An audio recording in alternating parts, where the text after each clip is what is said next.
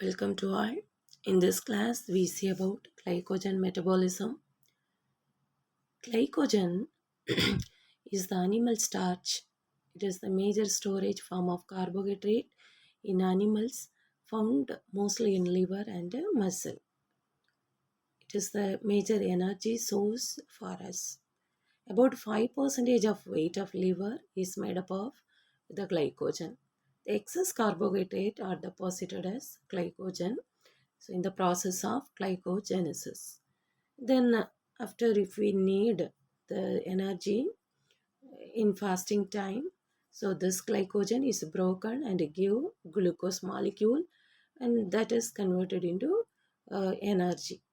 So by the process of glycogenolysis, the glycogen is composed of glucose units joined by alpha 1,4 links and alpha 1,6 link. There are two branches, straight chain, and there are two chains, straight chain and branched chains.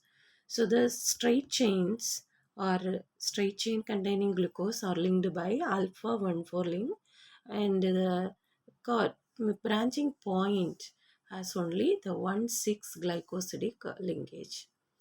Then the molecular weight of glycogen is about approximately 5 million.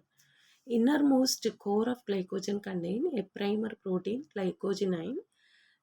This is present inside of cell. Then only the glucose molecules are joined here. The glycogen is more branched and more compact than amylopectin of starch. It is often called animal starch. The functions of glycogen. The muscle glycogen is to act as a readily available source of glucose for energy within muscle itself. Liver glycogen is concerned with storage and maintenance of blood glucose. Then we see about this is the structure of glycogen, and the right side picture denotes that the glycogen protein is joined with the glucose units, totally the glycogen. Then we see about the metabolism. Glycogen is the major storage form of glucose, mainly in the liver and muscle, and the concentration of liver glycogen up to 6%. The synthesis is known as glycogenesis, and the degradation is known as glycogenolysis. First, we see about the glycogenesis.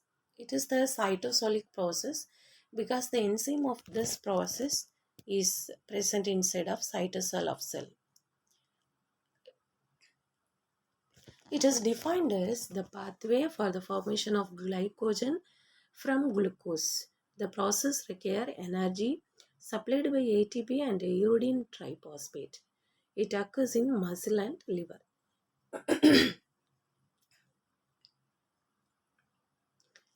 The reactions of glycogenesis. Glucose is phosphorylated to glucose 6-phosphate catalyzed by hexokinase in muscle, and in liver the glucokinase is present and carried out this reaction. The glucose 6-phosphate is converted to glucose 1-phosphate by the enzyme phosphoglucomutase. So phosphate and glucose are joined so by the enzyme mutase. The glucose 1-phosphate react with uridine triphosphate to form uridine diphosphoglucose, which means UDP-gluc, by the enzyme UDP-glucose pyrophosphorylase.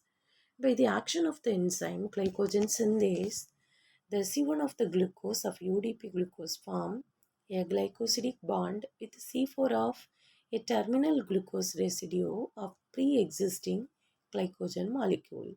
Simply, the glycogenine primer is connected with the glucose in the form of UDP glucose. And in the above reaction, a new alpha 1,4 linkage is established between carbon atom 1 of incoming glucose and carbon 4 of the terminal glucose of the glycogen primer. Next, when the chain has been lengthened to a minimum of 11 residue, a second enzyme, the branching enzyme, transfer a part of the 1,4 chain to a neighboring chain to form alpha 1 6 linkage. Once again, when the chain has been lengthened to a minimum of 11 residues, a second enzyme, which means the branching enzyme, transfer a part of the 1,4 chain to a neighboring chain to form alpha 1 6 linkage, thus establishing a branching point in the molecule.